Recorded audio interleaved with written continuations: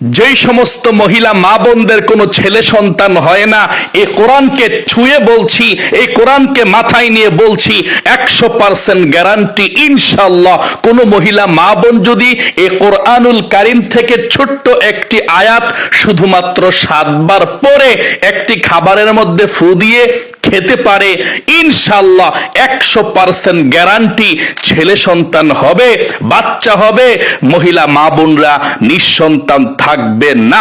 আল্লাহ রাব্বুল আলামিন সন্তান দেওয়ার মালিক, আমি প্রমাণ, আমি নিজে অনেককে পড়িয়ে দিয়েছি এই খাবারটা।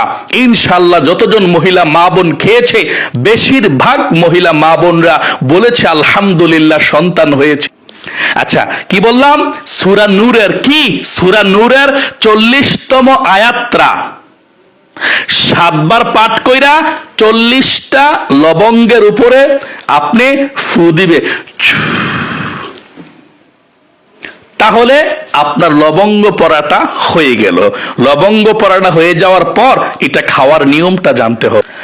হায়াস থেকে সেই মহিলা মা বোন যখন পবিত্র হবে, তারপর প্রতি রজনীতে স্ত্রী একটি করে লবঙ্গ ভক্ষণ করবে এবং এ দিনগুলোতে তার সঙ্গে তার স্বামী সহবাস করতে থাকবে।